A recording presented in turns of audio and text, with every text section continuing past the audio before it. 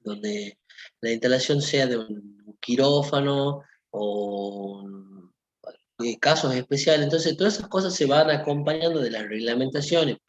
Muchas veces no es tan solo de la EA, también hay que tener el tema en cuenta los reglamentos de construcción internos, puede ser de un barrio, o muchas veces, doy un ejemplo, los supermercados o los shopping grandes como el Portal, esa cadena de shopping, vienen con una estructura ya armada, o sea, ustedes no van a cambiar nada de lo que ellos ya lo tienen armado, ellos tienen una sede técnica, ya sea en la sucursal, en la central, en Buenos Aires, en otro país y demás, entonces lo único que tienen que hacer ustedes es construir ese estilo hacer ese estilo de construcción.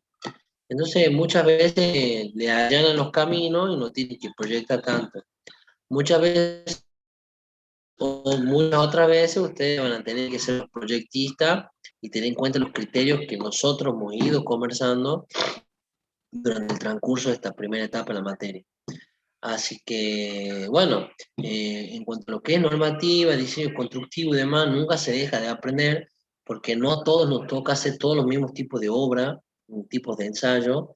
Entonces, siempre tengan en cuenta que le va a tocar algo distinto a lo común, y en ese algo distinto a lo común es donde ustedes van a empezar a indagar, e investigar y a consultar con quién hizo este tipo de construcción, qué se tiene en cuenta y qué no, y demás cosas. ¿Se entiende? No todos somos expertos en cierta parte de la construcción, de la parte la obra eléctrica, como otros sí, bueno, esas cosas se la va dando la experiencia y el hacer diario, ¿no?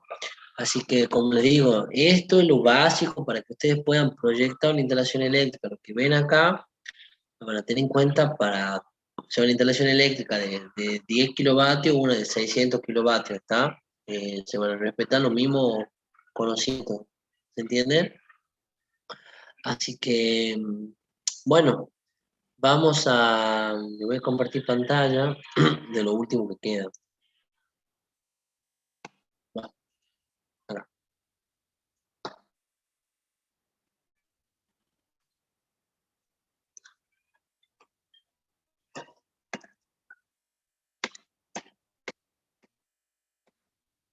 Bueno, nosotros habíamos llegado a conversar, sí, diga. Una consulta, hay en la EA, hay una parte donde dice, para un servicio monofásico, o sea, está dentro de los márgenes de los 7 kilovatios o 32 amperes. ¿Es así, verdad? ¿O sería 10 kilovatios para servicio monofásico? No, en realidad cuando vos pasas los 11, no me acuerdo tantos kVA, que en kilovatio es cerca de 10 kilovatios, o sea, los 10 kilovatios dividido en 0,92 y te va a dar los kVA. Vos Sí. hasta ahí se supone que llegás a trabajar con monofásica. Y el calibre máximo de la llave de protección de la línea que te deja colocar en el medidor es una llave que normalmente vienen poniendo unipolar de 32 amperes. Yo en mi domicilio puse una bipolar de 32 amperes, que le pedí porque ellos cuando venían a hacer la conexión, le pedí que me la traigan a la llave y me pusieron una de 32. Un segundo, chicos, por favor.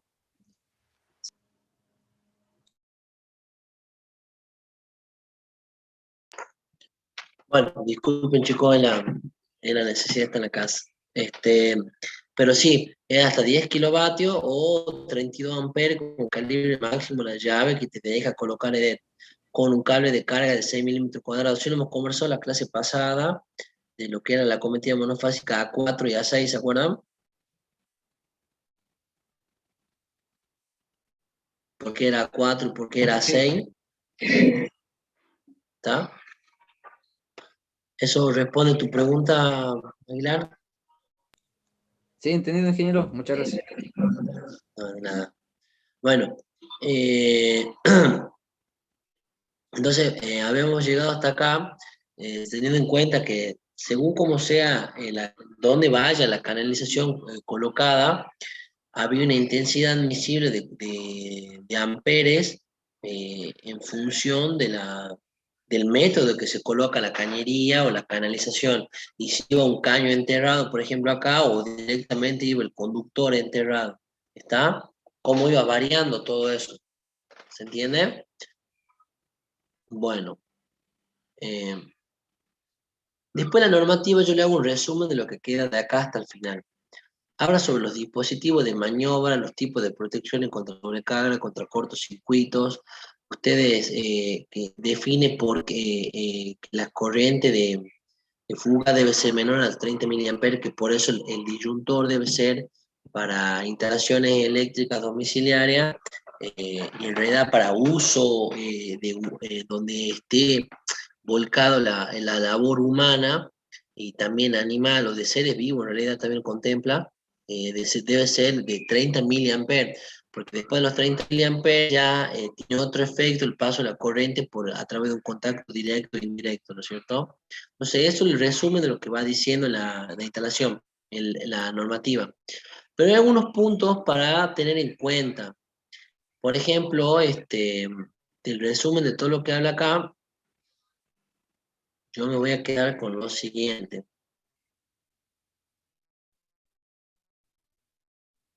Bueno, ve acá, menciona que la corriente esta debe ser menor a los 30 miliamperes, que es lo que yo le decía. Ya hemos visto cómo la instalación ha puesta a tierra. Acá lo voy a decir lo que ya nosotros dijimos en clase. Eh, la toma de tierra está formada por el conjunto de electrodos específicos que permiten vincular con tierra al cable de puesta a tierra. Que si ustedes recuerdan, ¿cuántas puestas a tierra hay en una instalación eléctrica? Dos, la de protección y la de... una es la de protección Y la de servicio. y la de servicio, no me acuerdo. ¿Quién provee una y quién provee la otra? La de servicio, EDET, y la de protección, el dueño de casa. El proyectista, el instalador el dueño del inmueble, ¿no es cierto? Muy bien. Y entre ellas, recuerden ustedes, si ustedes supongan tienen el medidor acá, ¿no es cierto?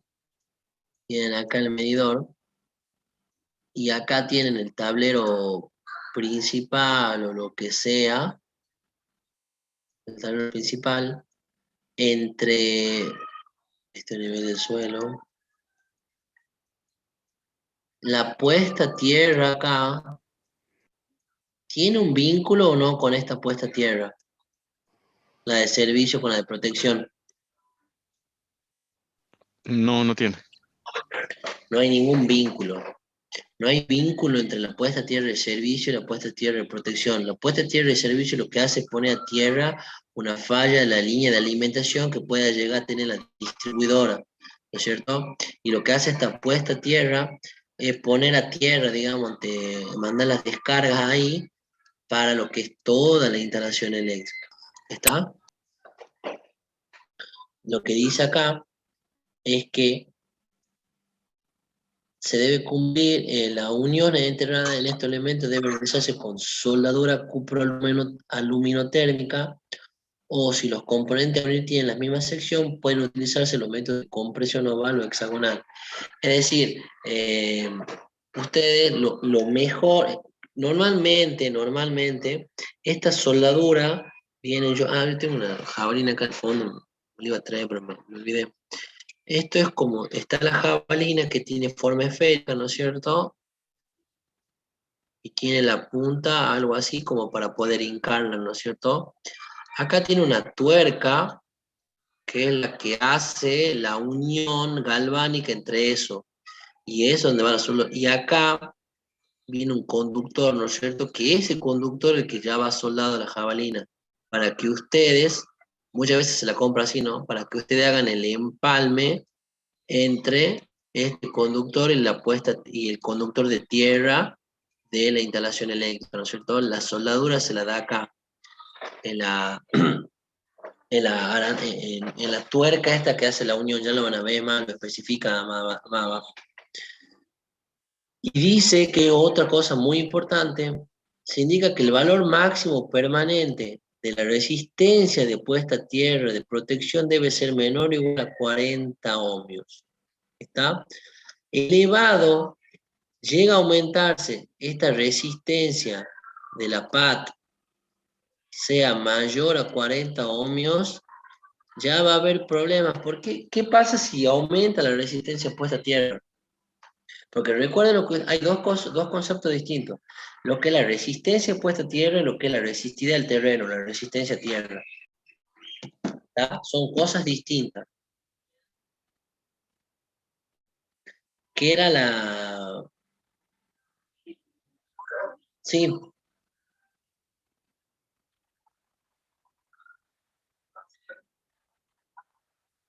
En realidad esa es la puesta a tierra. Porque acá dice, indica que el valor máximo permanente de la resistencia puesta a tierra de protección, la de protección, recuerden que la del domicilio, debe ser menor o igual a 40 ohmios. No, es que la jabalina, cuando vos haces, vos unís, tenés la jabalina, y esa jabalina viene del tablero, ¿no es cierto? Pero vos se supone que todas las masas de todos los circuitos se unen en un punto, normalmente en una bornera, y ese conductor de puesta a tierra es el que baja vinculado con la jabalina. Entonces vos vinculas toda la tierra y todos los circuitos ahí. ¿Me entendés? Esa resistencia, cuando vos la vas a medir, esa resistencia debe ser menor o igual a los 40 ohmios. ¿Qué pasa si es mayor ya? Eso es lo que yo pregunto. Si aumenta la resistencia, disminuye la conductividad. O sea, En realidad el problema, sí, el problema de que aumente la resistencia, si vos tenés una resistencia muy alta, la falla no se va a mitigar por ese lado. Y vos podés tener una falla entre la línea y el neutro u otra vinculación galvánica del circuito. La idea de que la resistencia a tierra sea de 40 o menos es que todavía se pueda visibilizar la corriente de fuga que vaya por ahí a tierra dispersa, ¿no es cierto? Si no, va a entrar en la parte activa de la instalación y podemos tener otro tipo de complicación. Por eso es que se elige que la resistencia de puesta a tierra de protección sea menor o igual a 40 ohms. ¿Está? No debe superar. Y hay que medirlo. Se mide con un telurímetro. Vos, es que hay métodos para, es que hay métodos para medir la resistencia puesta a tierra, para medir resistividad del terreno, y eso lo vemos cuando veamos en tierra y le hacemos esas mediciones, nosotros las hacemos en la facultad, que si Dios quiere la vamos a hacer en el segundo cuatrimestre, esos dos ensayos. ¿En la facultad, profe? Sí, lo vamos a hacer en la facultad porque ahí tenemos el telurímetro y con el telurímetro podemos hacer la medición. Obviamente, esta medición la tenemos que tener con jabalinas auxiliares y el instrumental adecuado, no la podemos hacer nosotros así. Yo no dispongo de un telurímetro, por ejemplo. Si lo dispondré, lo podré hacer, pero si no, no. ¿Está? De 10, profe. Sí, lo vamos a hacer. Vamos a medir resistividad del terreno y vamos a medir resistencia de puesta a tierra. Vamos a ir cambiando de jabalinas dentro de lo posible. Demás.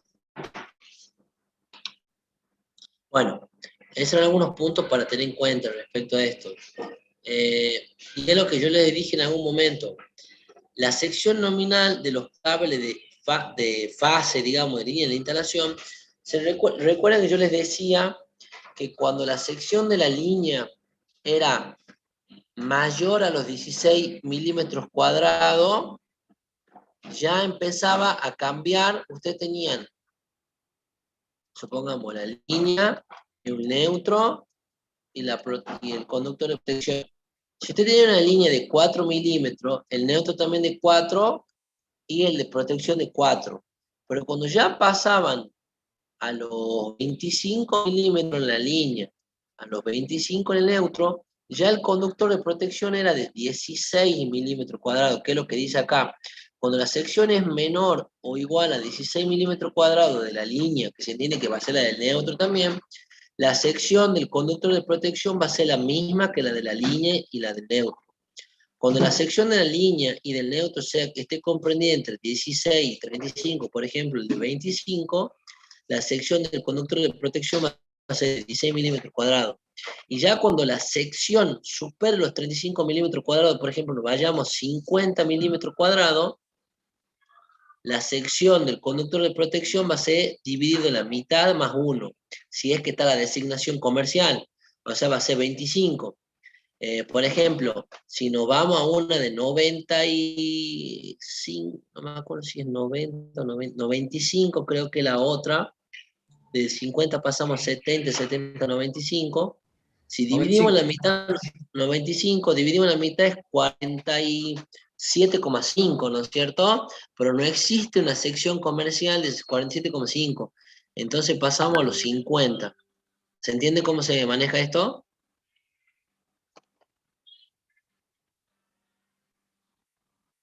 ¿Se entiende el concepto de este, chicos, de la sección Sí, del profe. conductor de protección? Sí, profesor. Sí, profe. Bien. Bueno, ¿qué más les quería remarcar? Bueno, acá dice la conexión de las masas tierra, es que todas las masas deben estar tierra, y acá es muy importante. La conexión del borde de tierra de todos los tableros, cajas, canalizaciones y equipos, incluyendo los tomas corrientes. El conductor de protección debe efectuar medianamente una derivación con cable de cobre aislado, bicolor verde-amarillo, de una sección nominal mínima no menor a 2,5 milímetros cuadrados. Es decir, no puede haber en una instalación eléctrica un conductor de puesta a tierra bicolor verde-amarillo de una sección de 1 milímetro, de una sección de 1,5 milímetros. Está como mínimo fija de 2,5. Si ustedes sacan de un tablero, vienen de una llave, ¿no es cierto?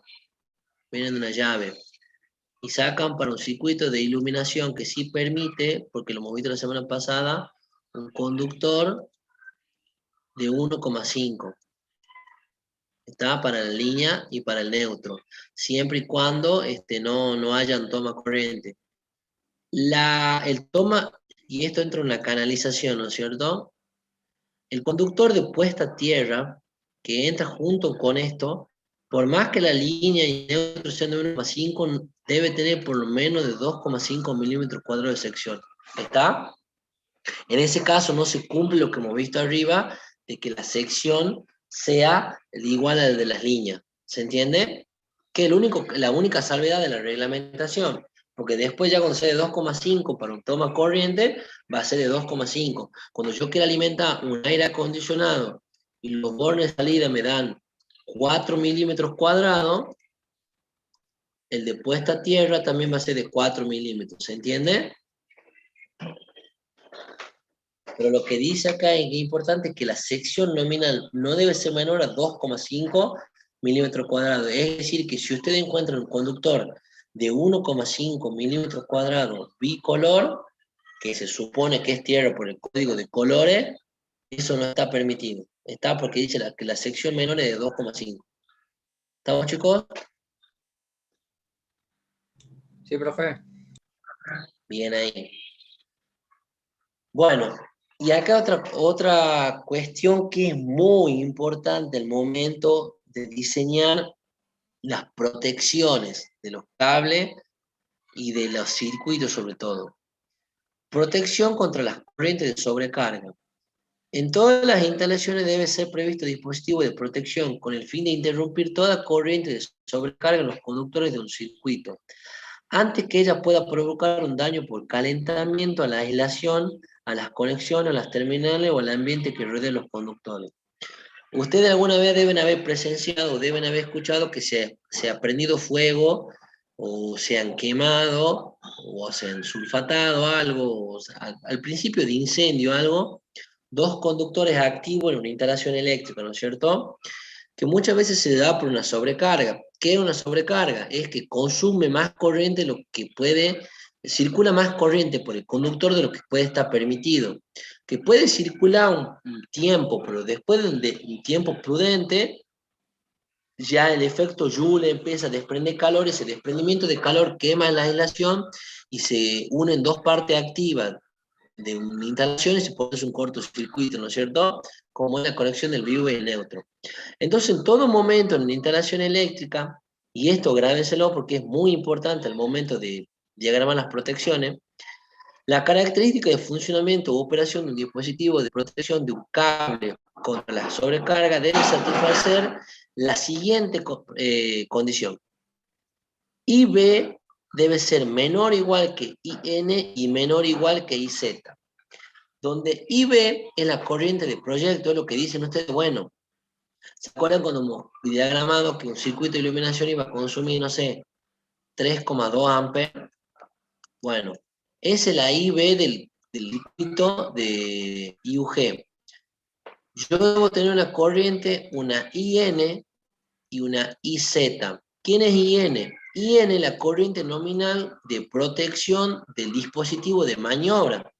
Corriente asignada o nominal del dispositivo de protección, ¿no es cierto? O sea, es el calibre de la llave que yo voy a poner para proteger el circuito, ¿no es cierto? E IZ es la intensidad de corriente admisible en régimen permanente permitido por los cables. ¿Se acuerdan que en la parte superior nosotros hemos visto que según la sección del conductor admitía ciertos amperes por esa sección, que a medida que iba aumentando la sección admitía más amperes? Bueno, se tiene que cumplir en todo momento que la IB debe ser menor que la IN y menor que la IZ. Entonces yo les pregunto a ustedes, si yo tengo una corriente de proyecto de 3,2 amperes, ¿cuál va a ser mi IN? ¿Con qué dispositivo lo voy a proteger?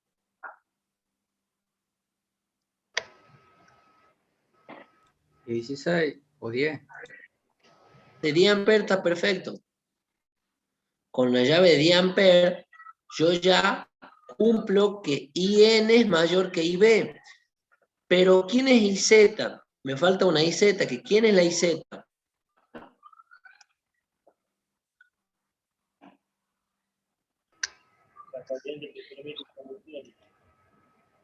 No te escucho muy lejos.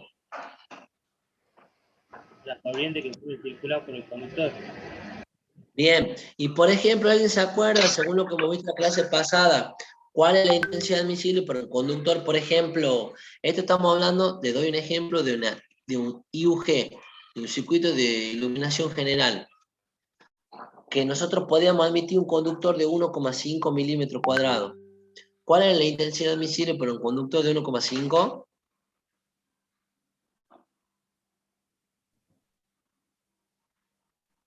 14 amperes puede ser, profe, la intensidad máxima. No me acuerdo si era 14, 16, era por ahí, igual está la normativa ahí. ¿Está? Bien. Entonces, Sí. ustedes a este circuito, y así como diagraman las protecciones, ustedes a este circuito de iluminación que tiene una corriente de proyecto, se han dicho ustedes, este circuito va a tener 10 luminarias. Bueno, lo que yo calculo en función de la DMPS y demás, para la atención de trabajo, la corriente que puede de proyecto de este circuito va a ser de 3,2 amperes. Bueno, debo proteger ese circuito con una llave de 10 amperes, pero el conductor que yo le voy a asignar a ese circuito debe tener una intensidad admisible mayor a la anterior. Por eso acá, yo colocando para un circuito de iluminación con una corriente de proyecto de 3,2, le coloco una llave de protección de 2 por 10 amperes, estoy cubierto, y además le coloco unos conductores de 1,5 milímetros que tienen una intensidad admisible de 16, y estoy cumpliendo con la reglamentación. Porque 3,2 es menor que 10 y a su vez 10 es menor que 16. ¿Se entiende, chicos? Siempre en toda instalación eléctrica se debe cumplir esto. Sea para circuitos seccionales, para circuitos principales, para lo que sea, se debe cumplir esto. ¿Estamos, chicos? Sí, profe. Por eso muchas veces una llave, usted le puede tocar que la llave del medidor sea de 32 amperes y dentro de la casa tenga una llave de 60 amperes. Le puede pasar. Puede pasar. ¿Por qué se cumple esto? ¿Está? ¿Estamos? Es muy importante que este concepto lo tengan siempre fresco y en todo momento, chicos, porque eso es lo que usted le va a pedir diagramar, la protección y la alimentación en los circuitos terminales, o un circuito seccional o lo que sea. ¿Estamos?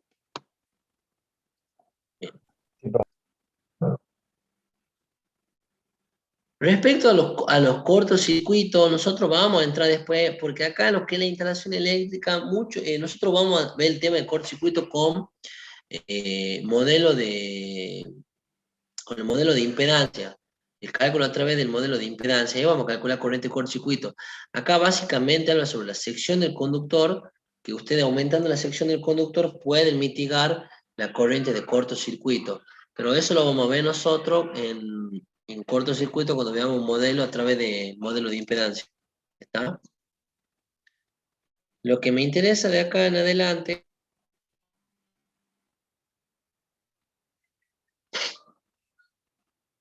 es esto. Caída de tensión. ¿Alguien tiene en cuenta lo que es la caída de tensión? ¿O sabe a qué se refiere lo que es la caída de tensión?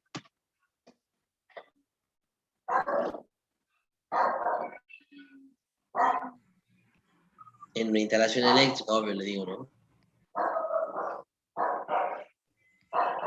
Sería la diferencia entre tensión en borne de lo que te entrega la tensión y el consumidor, de la fuente, digamos. Algo parecido, pero estamos hablando de una instalación eléctrica, que EDET no tiene nada que ver. O sea, es tu instalación eléctrica.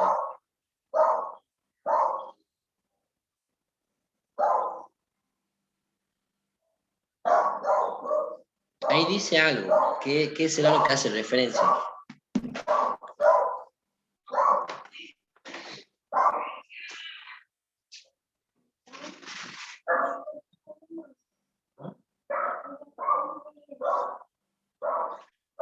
¿Qué será que hace referencia a esa caída de tensión, chicos?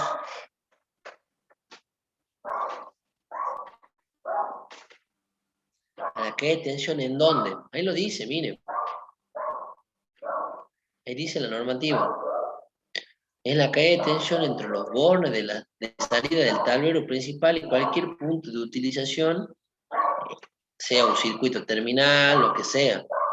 O sea, vamos a ver, a medir, si ustedes quieren, acá tienen el tablero, acá tienen, es la caída de tensión entre los bornes de salida del tablero principal.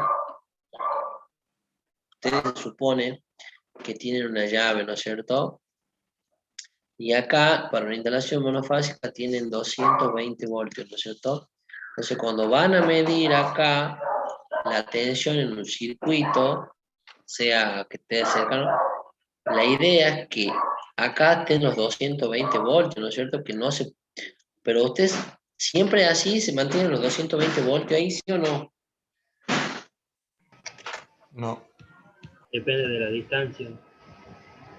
Bueno, ahí estamos entrando en tema, depende de la distancia, también de qué depende. El consumo. La carga, profe, un motor.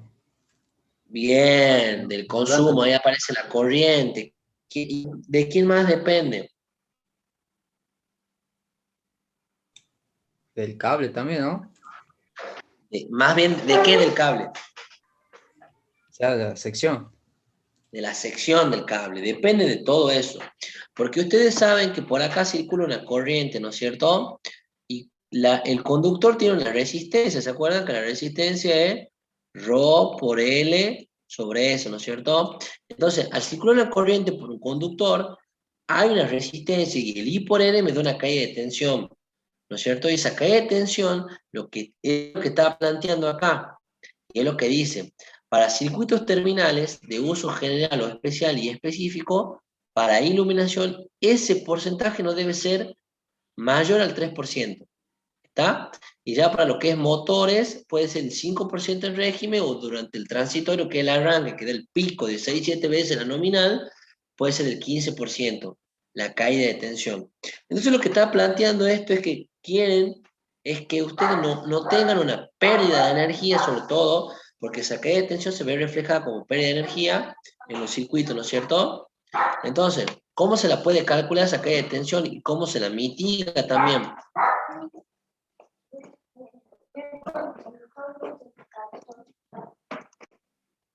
¿Cómo se la mitiga? Para el efecto del cálculo de caída de tensión, los circuitos de iluminación y tomas corrientes se consideran cargados con su demanda de máxima potencia simultánea. ¿Está? Máxima. En el extremo más alejado del tablero seccional. Los circuitos de iluminación se consideran con 2/3 de la carga total en el extremo más alejado del tablero seccional, que es lo que planteaba la carga total en la parte de arriba de la reglamentación. Para el cálculo de la corriente máxima simultánea de aquellos tableros seccionales en los que se previó el uso de un factor de simultaneidad para el cálculo de la demanda, debe aplicarse este mismo factor, que es lo que yo le decía, que por más que sea un circuito de iluminación, de todos modos usted tiene que afectarlo por el factor de simultaneidad que le arroja el grado de simultaneidad, ¿no es cierto? Entonces, el cálculo de la caída de tensión puede realizarse empleando algunos de los métodos indicados a continuación. Y acá lo que dice, el cálculo aproximado de la caída de tensión en los cables puede realizarse expresando esto, donde entra en juego, que dice, la diferencia de potencial que pueda haber va a ser igual a un K, que el K va a depender si es un sistema monofásico o trifásico, tiene que ver la carga que ustedes me han dicho que entra en juego, la corriente, y tiene que ver el conductor, y tiene que ver no tan solo la sección del conductor, sino también que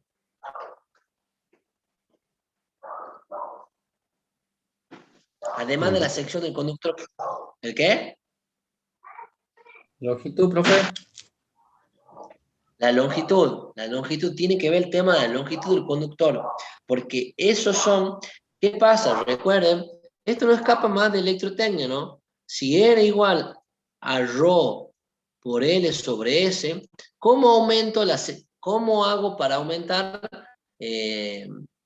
Supongamos que es cobre, la resistividad no cambia, ¿no es cierto? Porque es el mismo material. Pero ¿cómo hago para aumentar la resistencia de un conductor? ¿Aumentando la longitud o aumentando la sección? Aumentando de la longitud. Si aumenta la longitud del conductor, si aumenta L, aumenta R, porque son directamente proporcionales.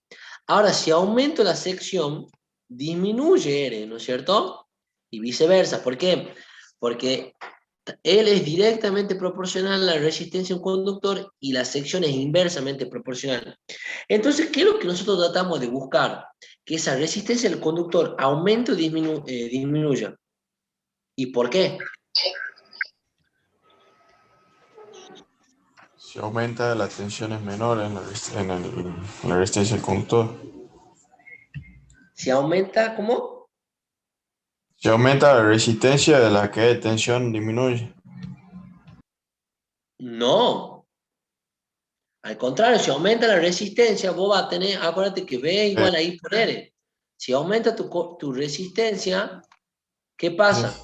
Aumenta la caída de tensión, porque la corriente se supone que es la misma. ¿Qué es lo que tenés que tratar de bajar vos?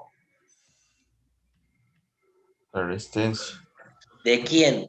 ¿De la instalación o del conductor? En este caso, del conductor. Y bien, ¿y cómo bajamos la resistencia del conductor? A ver, el largo no lo podemos medir, yo no es que voy a modificar el plano de una casa o de una instalación porque haya 70 metros de largo y si no, le diga al arquitecto, ¿sabe qué? Trae la casa 10 metros para acá porque tengo problema en la calle de tensión. No, no puedo hacer eso. El largo ya está. Pero, ¿qué sí puedo hacer para mitigar la calle de tensión? ¿Qué Utilizar una aumento? sección más grande. Aumentar la sección. Pongo una sección más grande del conductor. Aumento la sección del conductor, que le largo está porque la instalación está. Aumento la sección del conductor y de esa manera disminuye la resistencia del conductor y por lo tanto disminuye la caída de tensión. Entonces ven, y acá lo dice, en la caída de tensión es directamente proporcional el consumo, que es la corriente, el largo, la longitud, perdón, y bueno, el factor K, que si es monofásico o trifásico. Bien, ¿y quién entra en juego acá? ¿Qué es esto? R más coseno de phi más X seno de phi.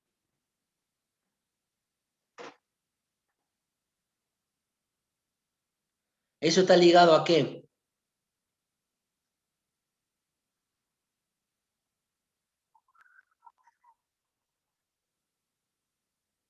No, más bien no con el factor de potencia.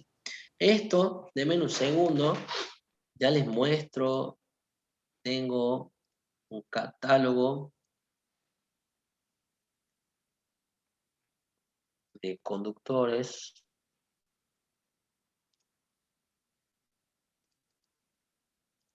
Ahí está. Se está descargando en un segundo. Ustedes saben que los catálogos de conductores, en el catálogo de cualquier material eléctrico vienen los datos de fábrica, ¿no es cierto? El fabricante provee de los datos. Que esos datos deben estar contemplados en función de la normativa IRA, si se construyen acá en Argentina. O sea, ¿por qué lo dice la E acá que un conductor de 1,5 debe tener una intensidad admisible de 14, 16 amperes, no me acuerdo bien? ¿Por qué lo que reglamenta la IRAM, ¿no es cierto? Entonces los conductores, los fabricantes de conductores, deben construir en base a esa reglamentación. Dame un segundo, ya les muestro. Voy a compartir pantalla. Nuevo. Estaba en la página 50. Por ejemplo, acá tenemos un conductor a Fumex, no momé al Syntenax Value. ¿Alguien conoce lo que es el cable Syntenax? ¿Dónde se lo utiliza, por ejemplo? ¿Ese no es subterráneo? Se lo puede usar subterráneo, acá te lo dice, mira. En el catálogo vos lo tenés. Este es un catálogo de Premium, que lo pueden descargar de internet, chicos. Premium es como parte de una referencia, ¿no es cierto? Puede tener el IMSA, de otras marcas. Pero acá dice la composición del conductor, la forma que tiene, y acá la tensión nominal, la temperatura del servicio y dónde las condiciones de empleo. Ustedes este conductor lo pueden poner en bandejas portacable, directamente enterrado en canaletas o en conducto o en cañerías, ¿ven? Lo dice acá. A diferencia, por ejemplo, de una Fumex 750, que ven, en cañería embutida, en cañería a la vista o cableado de tablero. No sirve, por ejemplo, este conductor no está preparado para ser subterráneo. Por eso estos conductores, los AFUMEX 750, se lo utilizan en los circuitos terminales. Es decir, tienen que armar un circuito de tomas corriente, sale desde el tablero, va por una cañería embutida o a la vista, donde sea, va, arma los tomas corriente y listo. Se utiliza el AFUMEX 750. Distinto, también pueden utilizar el Syntenax, pero ¿para qué van a utilizar un cable más caro si con el otro lo pueden cubrir? Y además este conductor tiene otro tipo de implicancias, que es, por ejemplo, lo que es en el tendido subterráneo. ¿Está? Pero también se lo puede usar en bandejas, ¿lo ven? ¿Entienden ahí un poco? Vamos a la página 98, si mal no recuerdo. El AFUMEX 1000. Sí, diga.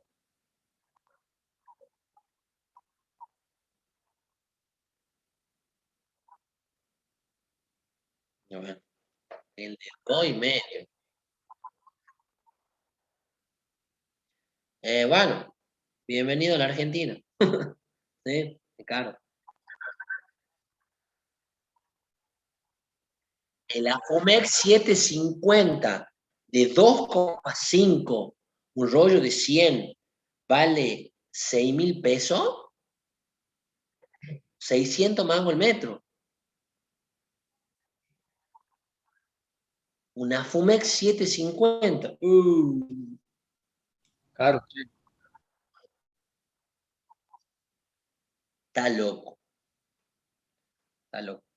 Bueno, obviamente, cuanto mayor es la sección, mayor el precio del metro, ¿no? O sea, usted un metro de cable le cuesta 600 pesos. A ver, no, 60 pesos, perdón, dicho 600, 60. 60, sí, no, 60 porque es 6.000 dividido en 100, perdón. 60 pesos el metro de conductor. Carísimo. Antes se lo conseguía 2, 3 pesos, 50 centavos. Pero bueno, y una instalación eléctrica, para que tengan una idea, una instalación eléctrica de una casa tipo, supongamos de 100 metros cuadrados, con 2 circuitos de luces, 2 de toma y 3 de aire acondicionado, y fácil van a gastar. Tienen que gastar un rollo de 2,5 de un color para una fase. Si es monofásico, estamos hablando. Otro para el neutro. uno de verde amarillo, ya tienen 3 rollos ahí. Y yo diría que dependiendo de la cantidad de circuito, por ejemplo, yo en la instalación eléctrica, en lo que es iluminación, también pongo de 2,5 para no estar pidiéndole a los clientes que compren de 1,5. Pongo todo de 2,5 menos los retornos, que siempre compro un rollito de 30 o de 100, pero tranquilamente una instalación eléctrica tipo puede llegar a gastar hasta 10 rollos de cable nomás, entre un combino de todos. O sea, ahí tienen 60 lucas en rollos de cable. Y de ahí calculen las cañerías, si utilizan de PVC, si utilizan, ¿cómo se llama? El corrugado, los tomas corrientes, las llaves de un punto, o una instalación eléctrica de una casa con mano de obra, o sea, la obra completa puede estar en 500, 600 lucas. ¿Tenían idea de esos precios ustedes o no? Mala visita. Ah, Sí, profe, así es. Así es más o menos, ¿verdad? Sin ir más lejos, haciendo un cálculo grosero, porque la mano de obra más o menos, los cálculos siempre llevan que el mismo porcentaje de los materiales. Porque, a ver, una llave térmica de, no sé, de 2 por 10, que la de 2 por 10, 2 por 16, creo que 2 por 20, tienen el mismo precio. ¿Cuánto vale una llave de esa? Vos que estás ahí en el Mercado Libre de Prado, una de 2 por 10 General Schneider, que es la mejor. Pero debe Ya estar una está llegando a los luca, 1.000 pesos, sí, más o menos. 1.000 pesos, ¿no es cierto? Bueno, miren ¿saben cuánto le cuesta armar un tablero. Si tienen 7 circuitos, son 7.000 pesos de llave. De ahí tienen el gabinete que tienen que comprar, que tranquilamente van a comprar uno de 30 por 30 con 2 líneas de Real Dim. Puede costar unas los 6, 7 conectores lucas. también, profe. ¿Cómo? Los conectores también hay otro gasto también. Para vincular la caja octogonal o rectangular con el caño corrugado, se pone caño corrugado o Sí, caño. no. A ver, todo eso es. Yo te estoy hablando en números así, groseros, o sea, como para decirte, en un asado, ¿cuánto me va a cobrar la instalación en la casa?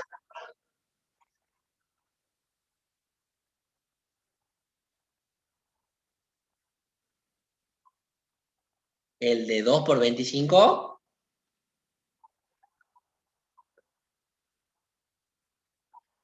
Y el diferencial de 2 por 25 en 30 miliamperes.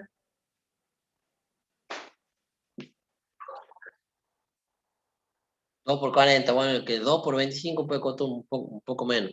Pero armo un tablero eléctrico, ahí tienen 7.000 en llave de circuitos terminales, una llave general que tienen que comprar, puede ser 2 por 32, 2 por 40, más el diferencial. Pueden tener 20 lucas, 20 y tantos mil pesos con el gabinete. Con el gabinete. Y además tienen que comprar las borneras para poder hacer el vínculo de los circuitos y el de la puesta a tierra. ¿Está? Y siempre tienen que tener una reserva de por lo menos el 20%, ya lo dice la reglamentación más abajo. O sea que eso de mano de material y la mano de obra puede costar 10 lucas, 15 lucas en un tablero. Se empiecen a sumar y la instalación eléctrica es bien saladita. En realidad todo se ha ido mucho chico ahora, pero algo por ahí, para que tengan una idea. Así que bueno, entonces yo les decía, de estos conductores acá me dicen las condiciones de empleo. La Fumex 1000 es un conductor que sirve para hacer alimentaciones de tablero a tablero seccionales o ¿cómo se llama? Principales, y mire cuáles son sus métodos de empleo. En bandeja o en aire, en cañería embutida y en cañería a la vista. No está permitido que sea subterráneo. Es por eso que el más famoso de los subterráneos es el Sintenax. Hay un montón de cables más, pero el más famoso para... Ustedes pónganse en la cabeza, tienen que comprar un cable subterráneo, Sintenax. Tienen que comprar un cable para alimentar circuitos, una Fumex 750.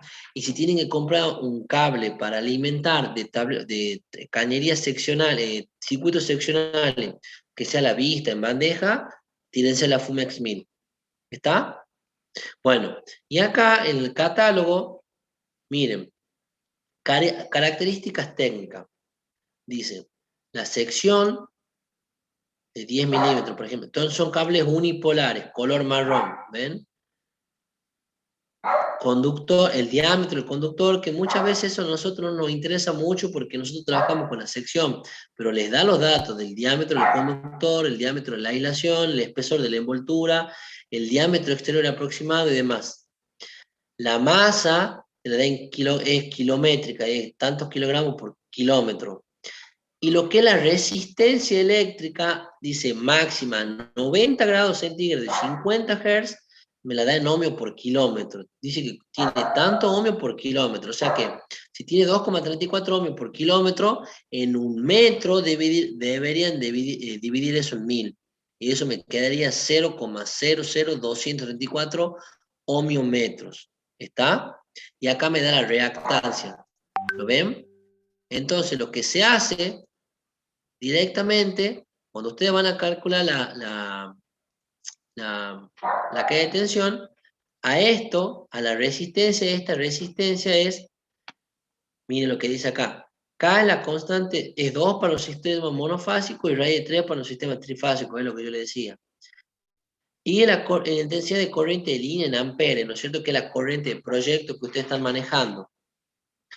Y es corriente de línea. Ojo, corriente de línea. Tengan en cuenta esto cuando vayan a hacer los cálculos para una instalación trifásica. L es la longitud del circuito en kilómetros. L es la distancia que separa los dos puntos entre los que se calcula la caída de tensión y debe confundirse con la longitud que totalizan los cables involucrados. ¿Está? R es la resistencia eléctrica efectiva del conductor a la temperatura de servicio en ohmios por kilómetro, que para este conductor, por ejemplo, un unipolar de 10 milímetros cuadrados es de 2,34 ohmios por kilómetro. X es la reactancia en ohmios por kilómetro. Y phi es el ángulo de desfasaje entre la tensión y la corriente. Y el coseno de phi es el factor de potencia. Que bueno, acá el factor de potencia nosotros lo trabajamos, acá lo reglamenta de una manera. Nosotros en Tucumán, ¿con cuánto nos quedamos? ¿Qué es lo que dice Det, Brito? ¿Cuánto el coseno phi de Det? Tiene 0,92 hasta 0,66 creo que es, donde no le cortan, pero sí le cobran.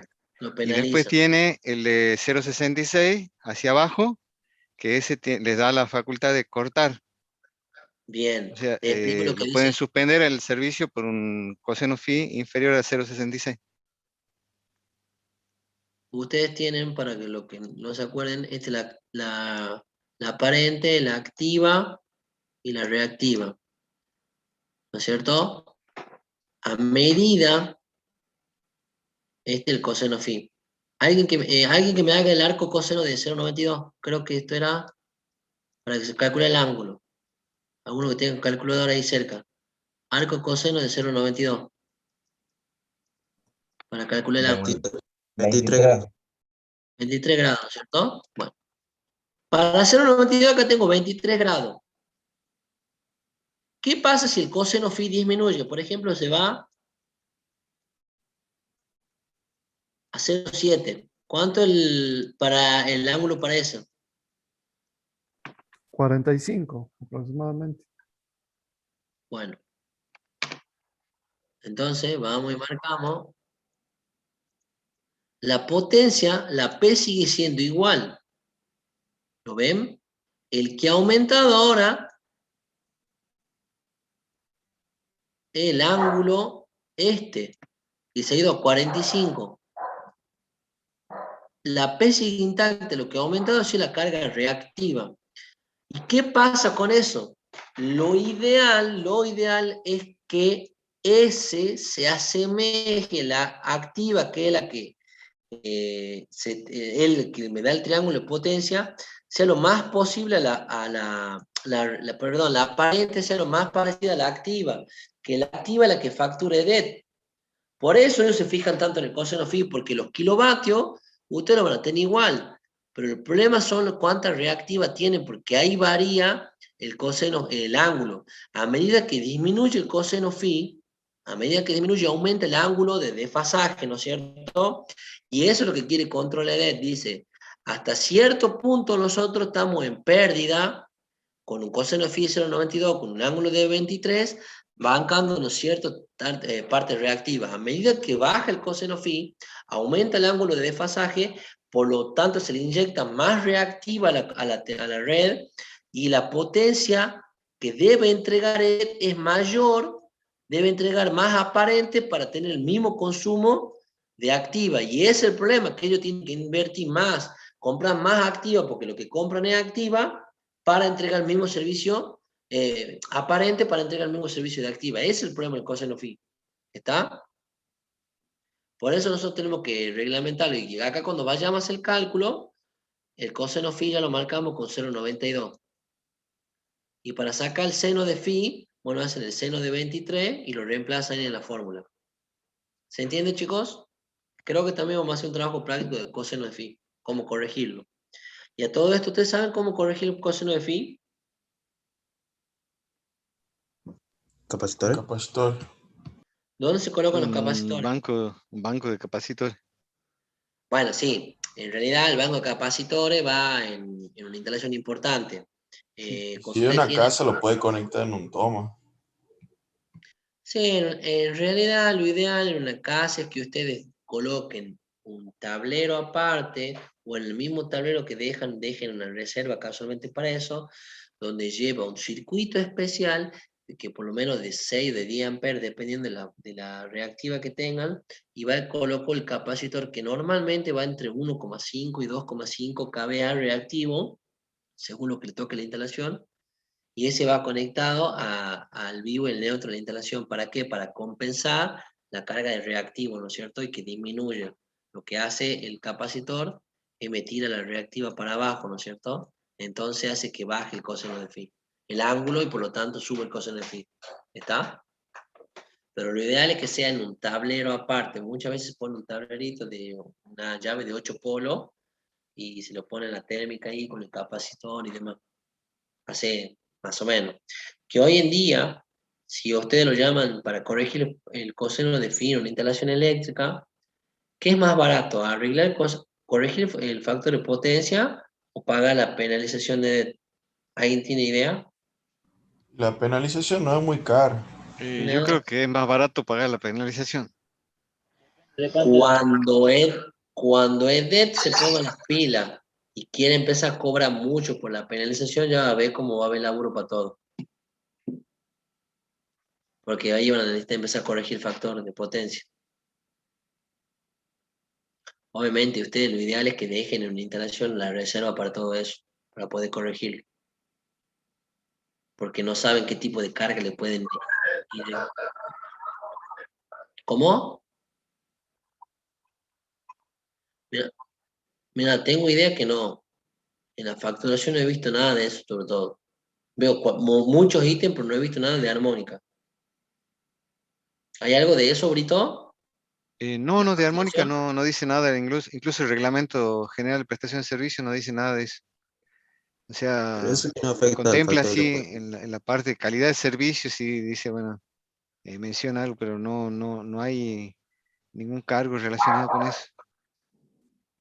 ¿Está? Bueno, ¿qué más les querías comentar sobre la normativa? Bueno, miren, acá comparen cómo con una sección de 1,5 la caída de tensión kilométrica, por ejemplo, para un conductor de 1,5, la caída de sección kilométrica es de 26 volamperes, ¿no es cierto? En verdad no es volamper, perdón, es la diferencia potencial que hay. A medida que va aumentando la sección, ¿qué va haciendo la caída de tensión? Va disminuyendo. ¿Lo ven? Acá pasa lo mismo, aumenta la sección, disminuye. ¿Está? ¿Estamos, chicos? Por eso una de las soluciones para mitigar el tema de la caída de tensión en la instalación eléctrica es aumentar la sección del conductor. Por esa sección del conductor también se la calcula, ya la vamos a ver cómo se calcula. No hay que decir, bueno, pone un cable de 10 milímetros cuadrados para un circuito de luces para evitar la caída de tensión. No, tampoco es la tontera. Hay un método para calcular la sección correspondiente en base a la longitud que ustedes van a emplear para que no tengan una caída de tensión importante. ¿Está? Para un sistema monofásico de 220 voltios, en un circuito de uso de iluminación o de toma de uso general, el 3% representa 6,6 voltios. O sea que ustedes deben de tener no más una diferencia entre 220 y 213,4 voltios al final de línea. ¿Está? Para que no haya esa brecha de más del 6,6 para un circuito de iluminación. ¿Estamos?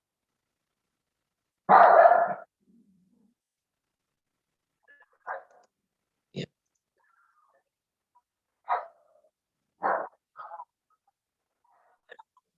No, en realidad ¿sabes que no se emplea mucho en las instalaciones eléctricas medir el tema de la caída de tensión? Básicamente lo que haces vos es contemplar esto al momento de calcular los conductores. ¿Y dónde entra en juego esto? Para que tengan en cuenta y no siempre lo piensen. Esto entra en juego cuando ustedes, por ejemplo, tienen que alimentar, tienen un gabinete acá, ¿no es cierto? También que tienen el medidor, como yo decía, y tengo la acometida, y tengo la escuela acá a 200 metros, o no sé, 70 metros, 70 metros. Y ahí la longitud es considerable como para decir, vamos a ver qué pasa con la caída de tensión. Pero si ustedes, ¿qué pueden tener de longitud entre un tablero que tienen acá en su casa, con el circuito de iluminación de acá? No hace falta ni el cálculo, porque es ínfima. La cuestión es cuando ya hay una longitud mayor a 70, la corriente que circula por él es importante, ahí sí entra en juego. Pero si no, no. Cuando las longitudes son grandes. ¿Está?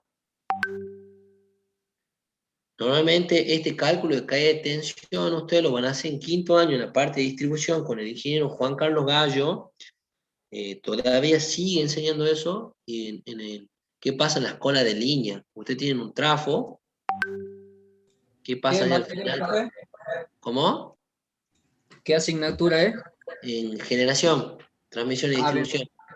En cola de línea, normalmente ustedes van a ver en la calle que se ponen un par de capacitores para contemplar, mantener la tensión firme, que no haya tanta caída de tensión. Así lo compensan. En la parte de distribución, que es un cálculo medio parecido, pero no tiene mucho que ver. Que eso lo van a hacer el año que viene ustedes, con el ingeniero Juan Carlos Gallo. Es más, eso lo tomaban en los exámenes finales, todo era recontra importante saberlo.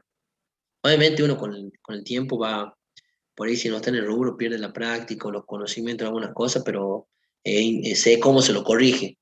Ahora, ¿cuál es el cálculo correcto? No me acuerdo, tendré que volver a sentar a verlo, pero cuestión de verlo nomás. ¿Se entiende? Bueno, diga. Sí, diga.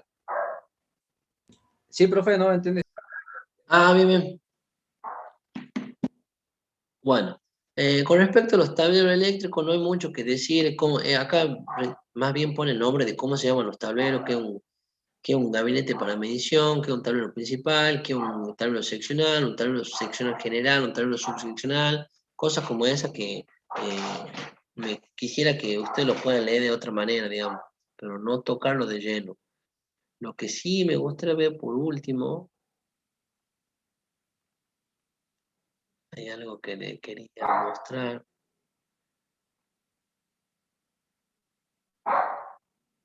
No, ya habla acá sobre inspecciones, digamos. Nosotros los que después esta tierra los vamos a ver más adelante. No, chicos, no los quiero meter más en el tema, pero yo creo que con esto, con lo que hemos visto, nosotros estamos en condiciones de haber visto gran parte de la reglamentación, y es donde ustedes con esto, teniendo en cuenta muchos los conceptos que han ido viendo, van a poder armar una instalación eléctrica confiable. ¿Está? Yo ahora les voy a mostrar otro documento que creo que sí está en el aula virtual, que es esta guía de la EA, que sí la han visto, yo le he comentado, ¿verdad? Que a colores más bien didáctica. Todo lo que dice la EA acá está en base a lo que hemos visto nosotros. Y está cómo comenzar una instalación eléctrica. Yo le voy repasando para que se vayan acordando y todo lo que nosotros hemos visto con detenimiento lo estamos viendo ahora acá. ¿Qué era lo primero que tenemos que hacer en la instalación eléctrica? A ver si se acuerdan. Determinar la superficie, profe. Muy bien. ¿Qué creen que es lo primero que hace acá? Determina la superficie. Ojo, acá con el área semicubierta, el otro día en un proyecto estaban rindiendo un examen final, uno de los chicos, y me ha tomado a paso lo siguiente. Este era el terreno, ¿no es cierto? Y supongamos que en esta parte estaba construido todo. Este era 10 por 10, supongamos. Y ellos cuando han ido a calcular la superficie, y todo lo demás era fondo, o sea, aire libre, ¿no es cierto? Cuando ellos no han ido a calcular la superficie, ustedes tienen que sumar la superficie cubierta con la semicubierta. ¿Ven? Que lo hace acá. La superficie cubierta han hecho 10 por 10, perfecto. Y después le han sumado como semicubierta el fondo. O sea, han hecho 20 por 10. Dividido en 2. Esto es 20. ¿Eso está bien o está mal?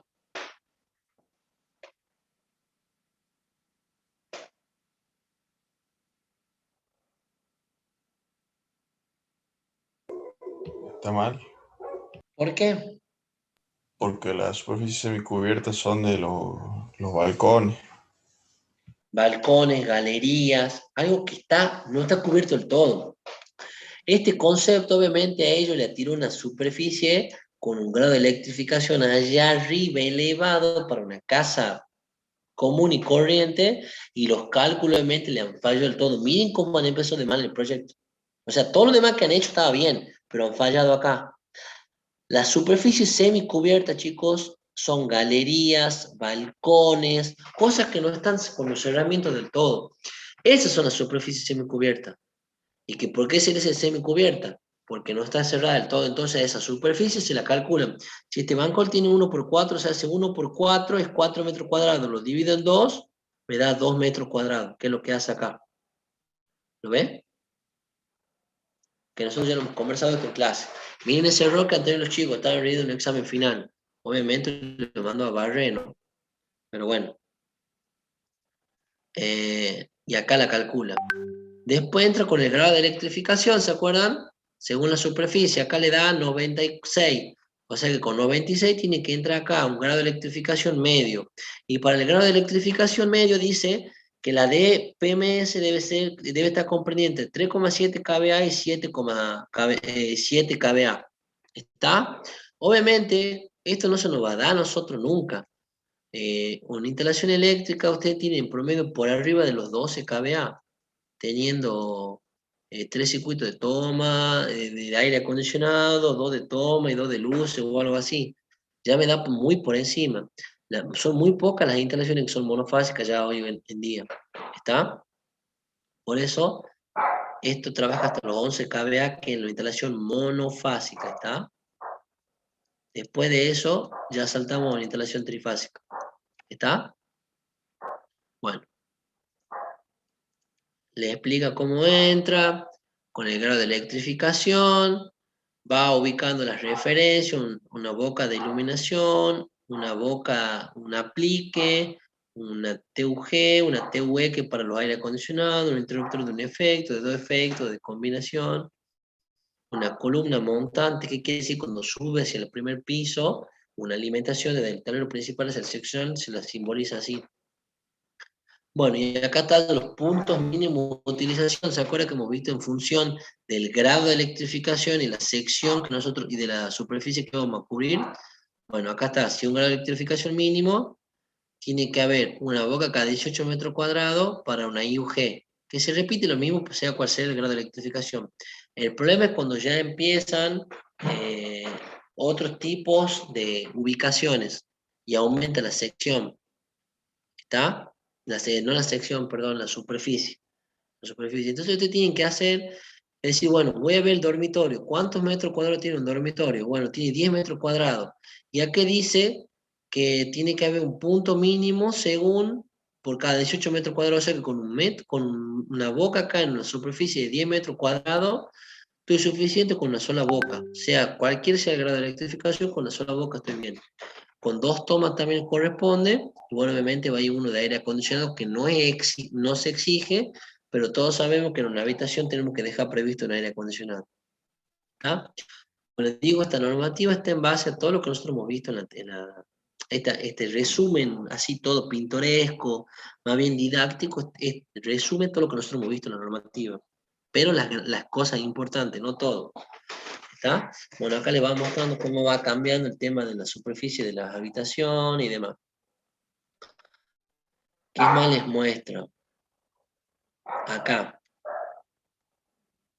Cómo van ubicadas las bocas. ¿Se acuerdan que de esto nosotros sí hemos hablado?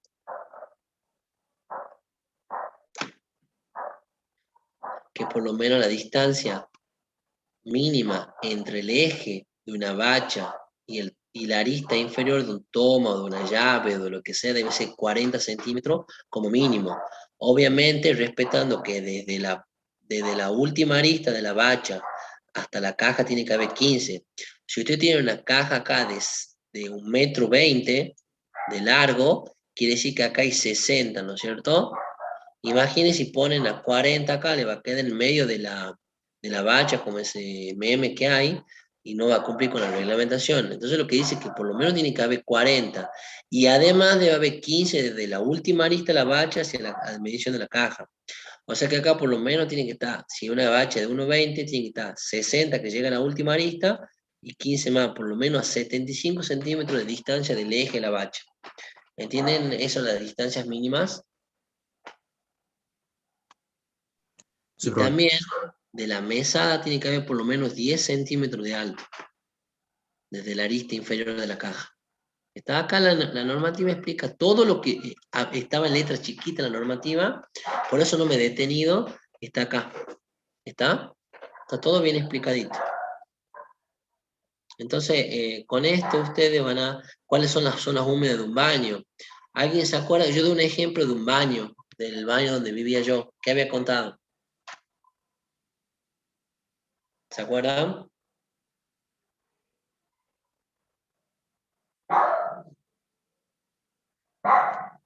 No, profe. ¿Nadie se acuerda? ¿Nadie se acuerda? Yo le había contado que en esta parte, lo que viene a ser la zona 1, que es una zona muy húmeda, fuera de la zona 0, que es donde está el agua, digamos. Acá, en mi casa materna, yo tengo una caja de derivación. Y que encima, no sé si por negligencia de mi papá, o de la obra, o de lo que nos entregó la casa, estaba sin tapa.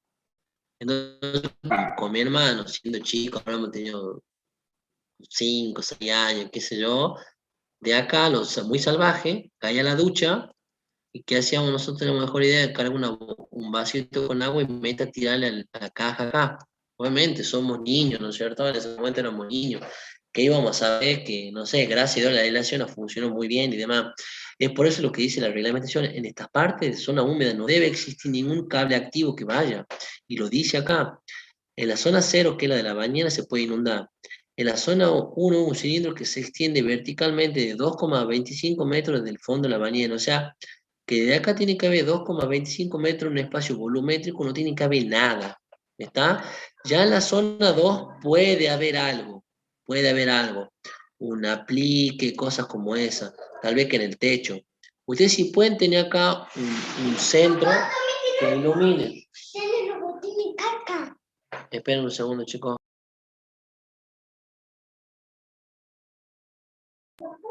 Como les decía, acá ustedes pueden tener la parte de arriba de la zona 1, como no cubre la parte volumétrica, pueden tener un centro, ¿no es cierto? Porque está permitido, pero lo que es la parte de la altura no da. Mayormente ¿alguien sabe cuál es la altura de los cielos rasos que se utilizan en los domicilios? Una altura promedio.